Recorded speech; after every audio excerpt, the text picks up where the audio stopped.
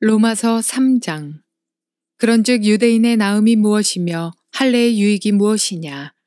범사에 많으니 우선은 그들이 하나님의 말씀을 맡았음이니라. 어떤 자들이 믿지 아니하였으면 어찌하리요. 그 믿지 아니함이 하나님의 믿부심을 패하겠느냐. 그럴 수 없느니라. 사람은 다 거짓되되 오직 하나님은 참되시다 할지어다. 기록된 바 주께서 주의 말씀에 의롭다함을 얻으시고 판단받으실 때에 이기려 하심이라 함과 같으니라. 그러나 우리 불의가 하나님의 의를 드러나게 하면 무슨 말 하리요. 내가 사람의 말하는 대로 말하노니 진노를 내리시는 하나님이 불의하시냐. 결코 그렇지 아니하니라. 만일 그러하면 하나님께서 어찌 세상을 심판하시리요. 그러나 나의 거짓말로 하나님의 참되심이 더 풍성하여 그의 영광이 되었다면 어찌 내가 죄인처럼 심판을 받으리요. 또는 그러면 선을 이루기 위하여 악을 행하자 하지 않겠느냐. 어떤 이들이 이렇게 비방하여 우리가 이런 말을 한다고 하니 그들은 정죄받는 것이 마땅하니라. 그러면 어떠하냐? 우리는 나으냐? 결코 아니라. 유대인이나 헬라인이나 다 죄 아래에 있다고 우리가 이미 선언하였느니라. 기록된 바 의인은 없나니 하나도 없으며 깨닫는 자도 없고 하나님을 찾는 자도 없고 다 치우쳐 함께 무익하게 되고 선을 행하는 자는 없나니 하나도 없도다. 그들의 목구멍은 열린 무덤이요 그 혀로는 속임을 일삼으며 그 입술에는 독사의 독이 있고 그 입에는 저주와 악독이 가득하고 그 발은 피 흘리는데 빠른지라. 파멸과 고생이 그 길에 있어 평강의 길을 알지 못하였고 그들의 눈앞에 하나님을 두려워함이 없느니라 함과 같으니라. 우리가 알거니와 무릇 율법이 말하는 바는 율법 아래에 있는 자들에게 말하는 것이니 이는 모든 입을 막고 온 세상으로 하나님의 심판 아래에 있게 하려 함이라. 그러므로 율법의 행위로 그의 앞에 의롭다 하심을 얻을 육체가 없나니 율법으로는 죄를 깨달음이니라.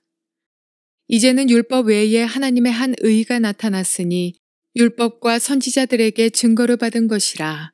곧 예수 그리스도를 믿음으로 말미암아 모든 믿는 자에게 미치는 하나님의 의인이 차별이 없느니라. 모든 사람이 죄를 범하였음에 하나님의 영광에 이르지 못하더니 그리스도 예수 안에 있는 속량으로 말미암아 하나님의 은혜로 값없이 의롭다 하심을 얻은 자 되었느니라. 이 예수를 하나님이 그의 피로써 믿음으로 말미암는 화목 제물로 세우셨으니 이는 하나님께서 길이 참으시는 중에 전에 지은 죄를 간과하심으로 자기의 의로우심을 나타내려 하심이니 곧 이때에 자기의 의로우심을 나타내사 자기도 의로우시며 또한 예수 믿는 자를 의롭다 하려 하심이라. 그런즉 자랑할 때가 어디냐? 있을 수가 없느니라. 무슨 법으로냐? 행위로냐? 아니라 오직 믿음의 법으로니라. 그러므로 사람이 의롭다 하심을 얻는 것은 율법의 행위에 있지 않고 믿음으로 되는 줄 우리가 인정하노라. 하나님은 다만 유대인의 하나님이시냐? 또한 이방인의 하나님은 아니시냐? 진실로 이방인의 하나님도 되시느니라. 할례자도 믿음으로 말미암아 또한 무할례자도 믿음으로 말미암아 의롭다 하실 하나님은 한 분이시니라. 그런즉 우리가 믿음으로 말미암아 율법을 파기하느냐? 그럴 수 없느니라. 도리어 율법을 굳게 세우느니라. 좋은 아침입니다. 성령님께서 오늘도 여러분의 심령 가운데 은혜와 평강 주시기를 주님의 이름으로 축복합니다.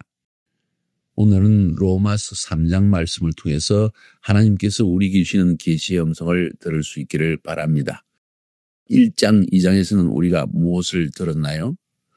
바울이 왜 로마 성도들에게 로마서를 썼는지에 대한 이유를 설명했고 그러면서 또 복음이 왜 우리에게 필요한지에 대한 설명을 주었습니다.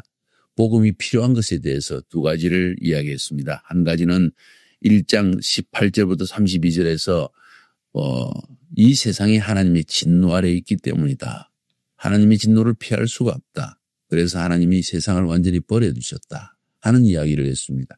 2장으로 넘어오면서 그럼 유대인들은 다른가?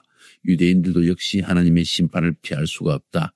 왜냐하면 유대인들은 하나님께서 율법을 주셨으나 그 율법을 따라 행치 않았기 때문에 율법으로 심판을 받고, 이방인들은 율법을 받지 않았으나 하나님께서 양심을 그들의 심령 가운데 두심으로 이 양심을 따라 하나님의 심판을 받게 되어진다. 그러면 우리가 어떻게 하나님의 심판을 피할 수 있겠는가?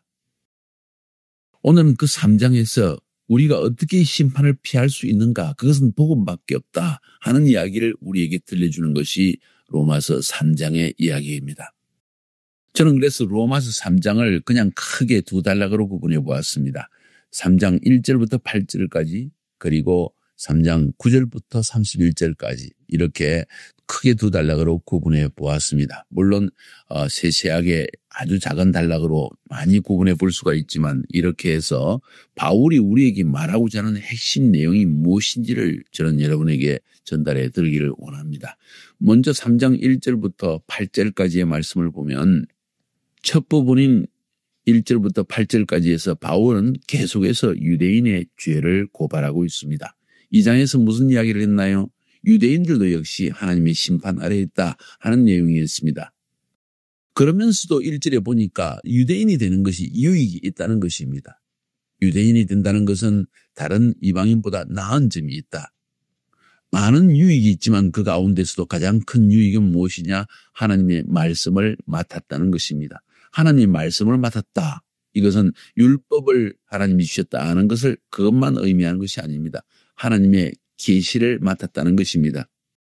하나님은 유대인을 통해서 율법도 주시고, 또 유대인의 역사를 통해서 하나님의 뜻을 계시해 보여주심으로 말미암아, 또 선지자를 통해서 하나님이 무엇을 원하는지를 분명하게 우리에게 보여주셨다는 것입니다.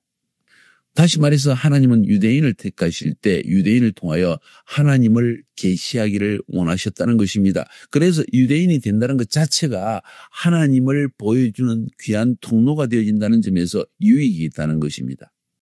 그러면서 바울은 계속해서 2절부터 4절까지 해서, 그런데 어떻게 이 유대인이 약속의 말씀을 받았고 계시를 맡은 유대인이 하나님을 믿지 않을 수가 있느냐? 바울은 여기에 대하여 이렇게 이야기를 합니다. 하나님이 하나님의 계시를 주고 하나님의 말씀을 허락한 그 유대인들이 믿지 않아서 심판을 받는다고 해서 하나님이 잘못된 것은 아니다. 하나님은 여전히 의로우시고 참되시나, 이스라엘이 심판을 받게 된다면, 하나님이 택하신 민족임에도 불구하고 하나님의 심판을 받는다면 스스로가 하나님의 말씀을 버렸기 때문이고 스스로가 하나님을 믿지 않았기 때문이다 하는 이야기를 들려주고 있습니다. 그러면서 계속해서 이런 질문을 던집니다.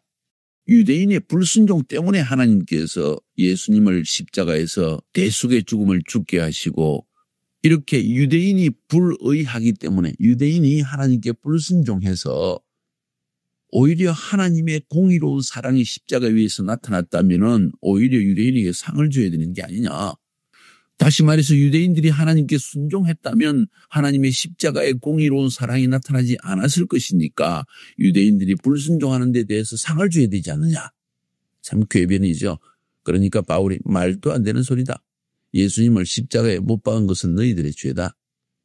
그런데 하나님 앞에 죄를 지어놓고 우리에게 상을 달라는 게 말이 되는 소리냐. 너희들의 죄를 정당화하지 말라 하는 이야기입니다. 한마디로 바울은 여기서 뭘 말하고 있습니까? 유대인들에게 많은 특권과 유익이 있다. 하나님의 선택하신 민족이다. 그런데도 너희는 여전히 죄 가운데 있다는 것입니다. 자, 다시 한번 요약해 드릴까요? 1장에서는 복음이 무엇인가? 왜 로마인들에게 이 편지를 썼는가? 로마인들에게 복음이 무엇인지를 깨닫게 하기 위해서 이 편지를 썼는데, 복음이 필요한 이유는 모든 이방인들도 세상 사람들이 하나님의 진노 아래에 있고, 또 유대인이나 이방인이나 할 것 없이 율법과 양심을 따라 하나님의 심판을 피할 수가 없기 때문이다. 한마디로 모든 인간은 다 죄인이다. 그러면서 9절부터 시작해서 31절까지 해서 바울은 한 5가지 정도의 중요한 진리를 우리에게 들려주고 있습니다. 어떤 진리입니까? 첫 번째 진리. 모든 인간은 다 죄인이라는 것입니다. 유대인이나 헬라인이나 모두 죄 가운데 있어서 하나님의 심판을 피할 수가 없다는 것입니다. 9절부터 12절까지 해서 그런 이야기를 들려주고 있습니다. 우리 모두는 죄인이다. 여기서 중요한 이야기가 유대인이나 헬라인이나 다 죄 아래에 있다는 이야기입니다. 죄 아래에 있다는 말의 의미가 무엇일까요? 그것은 죄의 지배 아래에 있다. 다시 말해서 죄의 힘과 능력 아래에 있기 때문에 죄를 이길 힘이 사람에게는 없다는 것입니다. 죄가 사람을 다스리고 있다는 것입니다. 그래서 바울은 계속해서 우리에게 없다, 없다, 없다. 의인도 없다. 하나도 없다. 깨닫는 자도 없다. 하나님을 찾는 자도 없다. 다 치우치 함께 무익하게 되고 선을 행하는 자도 없다. 하나도 없다. 한마디로 말해서 하나님의 의를 이룰 수 있는 사람은 하나도 없다는 것입니다. 모두가 죄 가운데 있다는 것입니다. 그것이 첫 번째 이야기입니다. 그러면서 13절부터 17절까지에서는 죄인들의 특징을 우리에게 들려주고 있습니다. 말로, 행동으로 그들은 끊임없이 죄를 두려워하는데 그 근본 원인이 무엇이냐? 하나님을 두려워하는 마음이 없다. 하나님을 경외하는 마음이 없다. 그것이 그들의 죄악의 근본 원인이라는 사실을 우리에게 들려주고 있습니다. 두 번째로 바울이 우리에게 가르치는 진리가 뭔지 아십니까? 그것은 율법이 무엇이냐? 율법은 거울일 뿐이다. 율법은 구원할 능력이 없다. 하면서 우리에게 율법의 역할을 알려주고 있습니다. 19절부터 20절까지 이 두 절에서는 율법의 역할이 무엇인지를 우리에게 분명히 들려주고 있습니다. 한번 볼까요? 우리가 알거니와 무릇 율법이 말하는 바는 율법 아래에 있는 자들에게 말하는 것이니 이는 모든 입을 막고 온 세상으로 하나님의 심판 아래 있게 하려 함이라. 그러므로 율법의 행위로 그의 앞에 의롭다 하심을 얻을 육체가 없나니 율법으로는 죄를 깨달음이니라. 자, 율법의 역할에 대한 이야기. 율법은 구원할 능력이 없다. 그 율법의 역할 넘버 원이 뭔가니 죄인의 변명을 막는다는 것입니다. 모든 입을 막는다. 나는 의로운 사람입니다. 나는 죄를 지은 적이 없습니다. 하는 이런 말을 하지 못하게 한다는 것입니다. 율법 앞에 선 모든 사람은 변명할 수 없다는 것입니다. 두 번째로 율법이 우리에게 말하고 있는 것은 온 세상을 하나님의 심판 아래 있게 한다는 것입니다. 율법의 역할 첫 번째, 모든 입을 막는다. 다시 말해서 변명하지 못하게 한다. 그러죠. 많은 사람들이 이야기할 때 내가 무슨 죄를 지었는데, 내가 뭘 잘못했는데. 그런데 하나님은 말씀하십니다. 왜 네가 죄가 없느냐? 너 율법 앞에서 분명히 너를 쳐다보았느냐? 변명하지 마라. 정당화하지 마라. 차라리 죄인이라는 것을 인정해라. 나는 죄인입니다. 죽을 죄인입니다. 인정해야만 하나님의 은혜가 나타나기 시작한다는 것입니다. 그래서 율법의 역할은 죄인의 변명을 막는 것입니다. 그리고 모든 세상을, 온 세상을 하나님의 심판 아래 있게 한다는 것입니다. 그러면서 율법의 역할에 대해서 바울은 가장 중요한 결론을 이야기합니다. 율법으로는 죄를 깨닫는 것이다.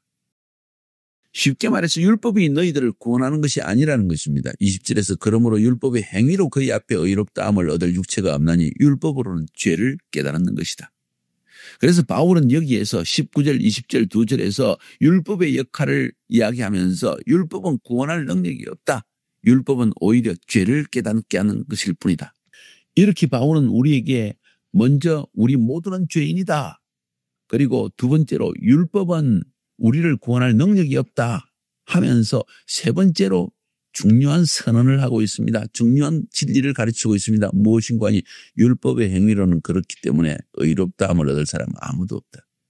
착각하지 마라. 유대인들아, 너희들이 안식일을 지키고 할례를 행하고 11조를 하고 이렇게 율법을 지키기 때문에 구원받는다고 생각하느냐? 아니다. 율법의 행위로 의롭다함을 얻을 사람은 아무도 없다. 왜냐하면 율법은 죄를 깨닫고 죄인임을 하나님 앞에 회개하라고 주신 하나님이 우리에게 주신 거울이기 때문이다. 그러면 우리는 어떻게 구원을 받을 수가 있습니까? 21절부터 28절까지 해서 바울은 그래서 중요한 이 네 번째 이야기를 하고 있습니다. 그것은 우리가 믿음으로 말미암아 의롭게 될 수 있다는 것입니다. 하나님이 우리에게 새로운 의를, 율법 이외의 하나님의 의를 우리에게 주셨는데 그것은 십자가 위에서 주신 하나님의 의이다. 우리는 그 믿음으로 말미암아 하나님이 우리에게 베푸신 공의로운 자비, 그것을 믿는 믿음으로 말미암아 의롭게 될 수 있다는 귀한 메시지를 우리에게 들려주고 있습니다. 21절과 22절을 한번 같이 읽어볼까요? 이제는 율법 외에 하나님의 한 의가 나타났으니 율법과 선지자들에게 증거를 받은 것이라. 곧 예수 그리스도를 믿음으로 말미암아 모든 믿는 자에게 미치는 하나님의 의인이 차별이 없느니라. 율법 이외에 다른 하나님의 의가 나타났다. 자, 율법을 통해서 하나님은 의가 무엇인지, 하나님의 공의가 무엇인지, 바른 삶이 무엇인지를 우리에게 보여주셨지만은 그 율법은 우리에게 구원할 능력이 없다. 그래서 하나님은 우리를 구원할 새로운 하나님의 의를 보여주셨는데 그것이 십자가 위에 나타났다는 것입니다. 분명히 하나님께서 유대인들에게 주신 율법은 하나님이 누구인지, 하나님의 공의가 무엇인지, 하나님의 뜻이 뭔지를 보여주었지만은 이 율법을 지키는 행함을 통해서는 도저히 구원을 받을 사람이 아무도 없다. 오히려 율법을 통해서 우리가 죄인이란 것을 깨달을 뿐이다. 그래서 하나님은 다른 길을 예비하셨는데 율법을 지킴으로 의롭다 않는 길이 아니라 믿음으로 의롭다 받는 길을 열어놓으셨다. 누구를 어떻게 믿으라는 것인가? 예수님을 믿는 믿음. 예수님의 무엇을 믿으라는 것인가? 예수님이 십자가 위에서 나 같은 죄인을 위해서 대신 죄를 짊어지시고 저주를 짊어지심으로 죽으셨고 그것을 믿음으로 말미암아 나는 죄에서 벗어나고 저주에서 해방되어지는 그런 축복을 누리게 된다는 것을 한마디로 의롭게 되는 것이 믿음으로 말미암아 되어진다는 사실을 주님 말하고 있는 것입니다. 이 말씀은 유대인들에게 매우 충격적인 선언이었습니다. 모세의 율법보다 더 큰 말씀이 있다는 말인가? 모세의 율법보다 더 정확한 하나님의 의의가 어디 있다는 것인가? 하고 그들은 질문을 합니다. 바울은 여기에서 율법과 선지자, 다시 말해서 모세 오경, 창세기부터 신명기까지의 말씀과 그리고 선지자들의 예언자들의 글을 한번 살펴보아라. 거기에 보면 이 새롭게 열어놓으신 믿음의 길, 믿음으로 의롭게 되는 이 길은 사람이 만들어낸 것이 아니다. 바울이 만들어낸 것도 아니다. 구약 성경에 이미 기록되어 있고 모세의 율법과 선지자들을 통해서 약속하신 하나님의 의이다. 그 의는 어떻게 우리에게 임하는 것이냐? 예수 그리스도를 통해서 임하는 것이고 믿음을 통해서 우리가 의롭게 되는 길이라는 것이다. 그러면서 예수 그리스도를 통해서 어떻게 이 의가 우리에게 전가되어지는가? 하나님의 의가 우리의 의로 바뀌어지는 일이 어떻게 일어나는가 하는 것을 이렇게 설명하고 있습니다. 23절과 24절에 보니까 모든 사람이 죄를 범하였음에 하나님의 영광에 이르지 못하였더니 그리스도 예수 안에 있는 속량으로 말미암아 하나님의 은혜로 값없이 의롭다 하심을 얻는 자 되었느니라. 속량, 은혜, 값없이 의롭다 하심, 이 말을 잘 기억하세요. 그리스도 예수 안에 있는 속량이 무엇일까요? 속량은 값을 주고 샀다는 것입니다. 예수님이 값을 주고 샀다는 것이 누구를 샀습니까? 나를 값 주고 샀다는 것입니다. 무슨 값을 주었습니까? 내 죄에 대한 값을 십자가 위에서 다 치렀다는 것입니다.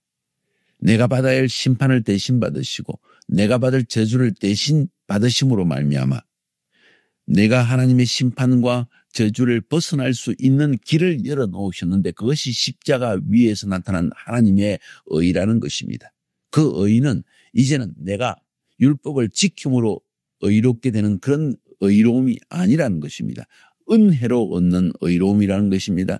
값이 없이 얻는 의로움이라는 것입니다. 그런데 그 값을 누가 치렀는가? 속량을 누가 했는가? 예수님이 행하셨다는 것입니다.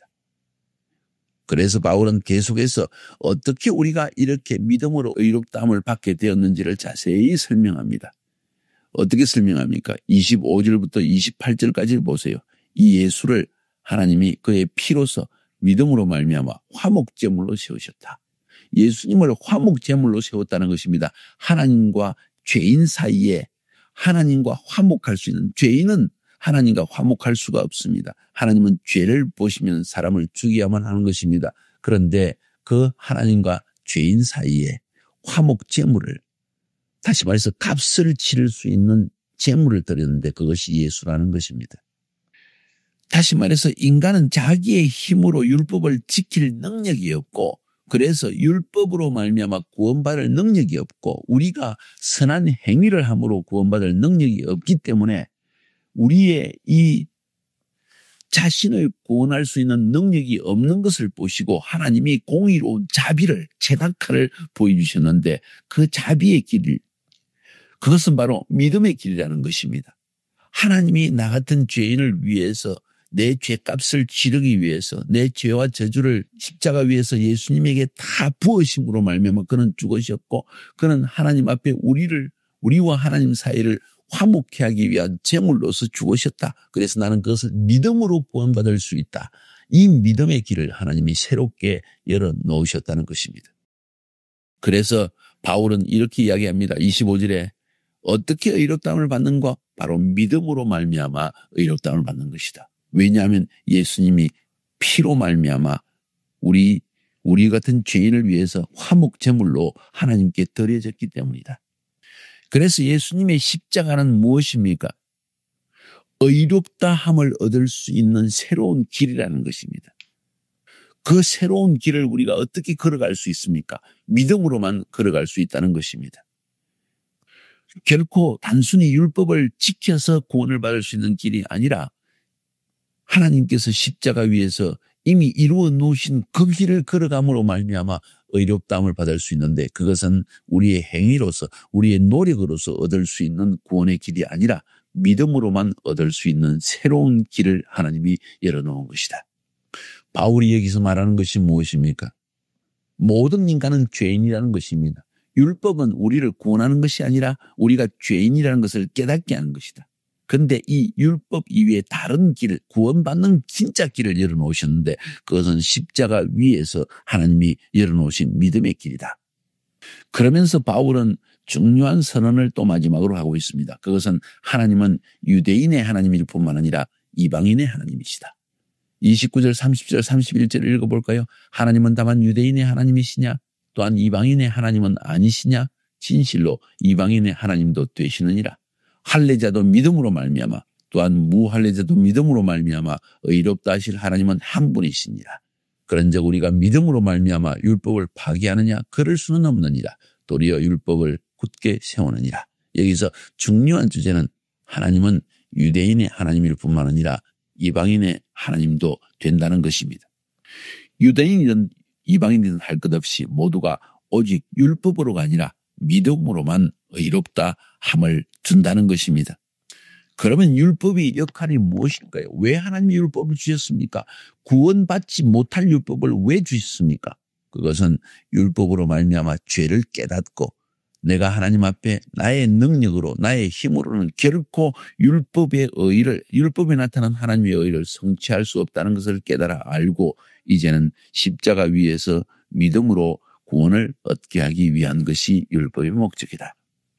그래서 만약에 율법이 없었다고 한다면 우리는 우리 자신이 죄인이라는 것을 깨닫지 못했을 것이고 죄인인 줄 깨닫지 못한다면 하나님 앞에 통회자복하며 나를 구원해달라고 부르짖지도 않았을 것이고 그렇게 부르짖지 않았다면 우리는 십자가 위에 나타난 하나님의 새로운 구원받는 길을 알지 못했을 것이다. 그러니 율법은 믿음으로 가는 새로운 길을 열어주는 율법이 없었다면 우리가 결코 죄인인 것을 깨닫지 못했을 것이고 죄인인지를 깨닫지 못하였다면 믿음으로 말미암아 구원받는 이 길을 새로운 길을 알지 못했을 것이다. 이렇게 바울은 3장에서 우리가 어떻게 하나님의 심판과 진노를 피할 수 있는가 하는 이야기를 결론적으로 강하게 우리에게 던져주고 있습니다. 다시 한번 정리해보면 바울은 로마에 살고 있는 성도들에게 중요한 이야기를 던져주고 있습니다. 내가 이 왜 로마서를 썼는지 알았느냐?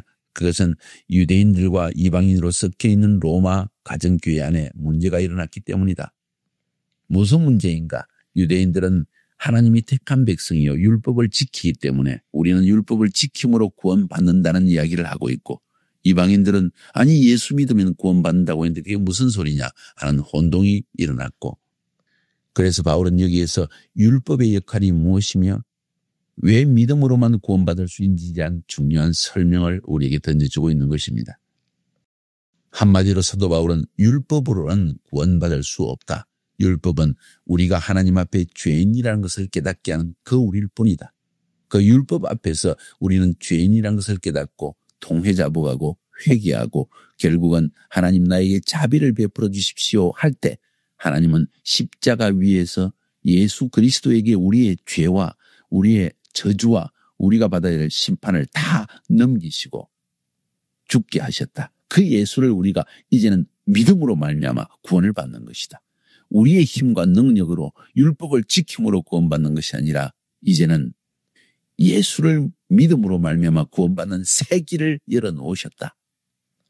그것이 바로 예수 그리스도의 복음이다 하는 사실을 지금 바울은 말하고 있는 것입니다. 이 진리의 말씀을 여러분이 심령 깊이 깨닫고 예수를 믿음으로 구원받는 그러한 삶을 살 수 있기를 주님의 이름으로 축복합니다.